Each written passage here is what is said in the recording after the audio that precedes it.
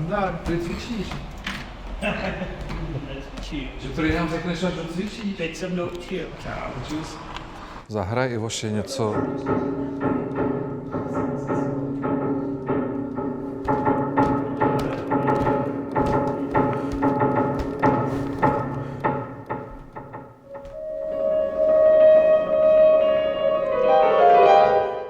Tak poslední společný počin bylo zhruba před rokem na festivalu Pražské jaro, kde jsem měl tu čest interpretovat klavírní koncert Movis, který napsal tady Michal, a to v exkluzivní sestavě za doprovodu České filharmonie s Davidem Robertsonem.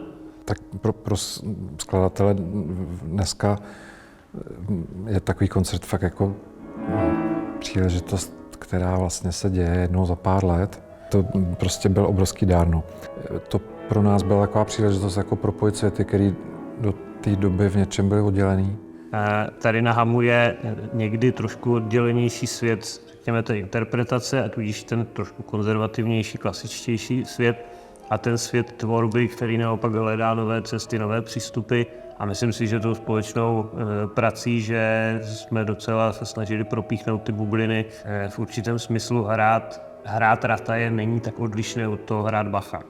Jo, akorát rozdíl je v tom, že zatímco u toho Bacha se musím domýšlet nad mnoha symboly v notách a dedukovat, co Bach chtěl, zatímco tady Michala se můžu zeptat.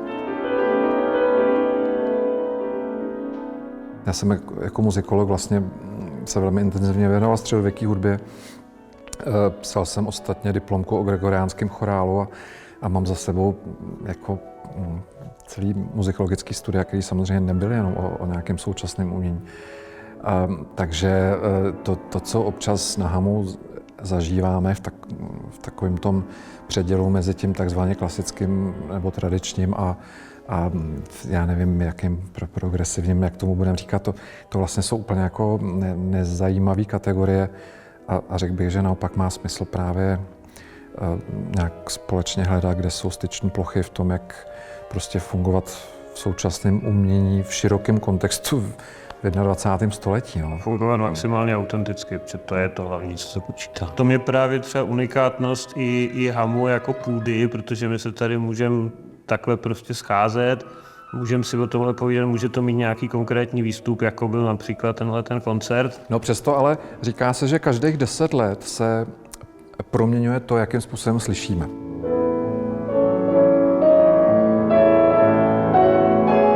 My máme nejen už trošku jiné slyšení, máme jiné nástroje, než měl ten Smetana, hrajeme to v jiných sálech, je trošku jiné pojetí času, že jo? Když budu dneska číst Dostojevského, tak jenom prokousat se přes prvních 50 stran je vlastně v něčem docela výkon, protože náš čas je úplně jiný, je daleko kratší, je klipovitější.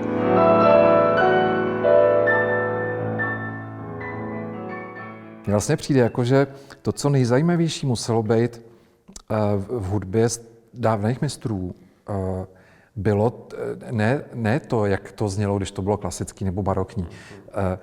To nejzajímavější bylo asi to, jak to znělo pořád jinak, protože v době, kdy nebyly žádné nahrávky, v době, kdy bylo možno konfrontovat to, co slyšíme, s něčím, co už znělo předtím. A navíc, kdy každý pořádný interpret byl zároveň skladatel.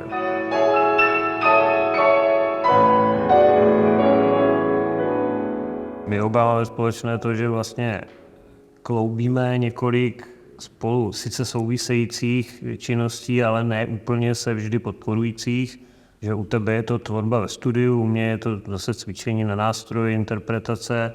Oba učíme, do toho samozřejmě spousta administrativních věcí, i docela dost cestování. Ta umělecká činnost, ať tvůrčí anebo interpretační, tak naopak potřebuje určitou časovou bezbřehost a potřebuje určitou jako inspiraci, která nedojde na příkaz vždycky. Já osobně třeba to řeším tak, že vždycky si vkládám mezi ty jednotlivé činnosti vždycky aspoň třeba 4 hodiny, půl hodiny klidně koukání do zdi, když to tak řeknu. Nejít úplně na doraz, což už jsem taky poznal, nejít úplně na doraz v těch aktivitách, protože není nic horšího, než se vzbudit v den koncertu a říkat si, ježiš, musím do práce. Mně k tomu napadá jedna důležitá věc, která se týká školy. Neumím si představit, že by jsem do té školy chodil a se studenty byl v kontaktu a vyprávěl jim na přednáškách alfa a omega, kdyby jsem sám prostě nebyl aktivně činný na té scéně. A neumím si vůbec představit, co bych jako říkal, kdybych to sám nedělal.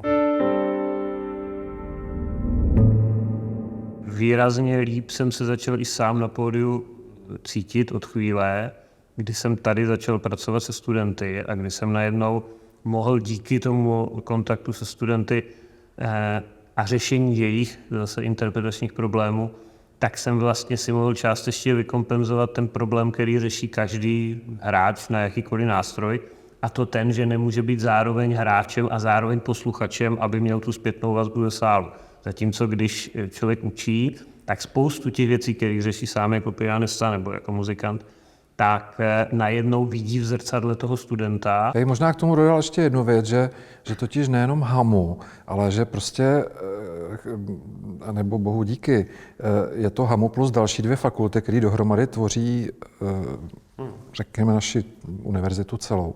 Přijde mi, že právě ta konfigurace 3 různých fakult, které vedle sebe existují, je obrovskou přidanou hodnotou pro studenty, kteří tady v tom prostředí vyrůstají, protože skutečně můžou hledat cesty napříč různými tvůrčími praxemi. Zmiňuji to proto, že jako skladatel stále víc mám pocit, že veliké množství podstatných věcí nebo nových věcí, čerstvých, se v současné době odehrává mezi světy.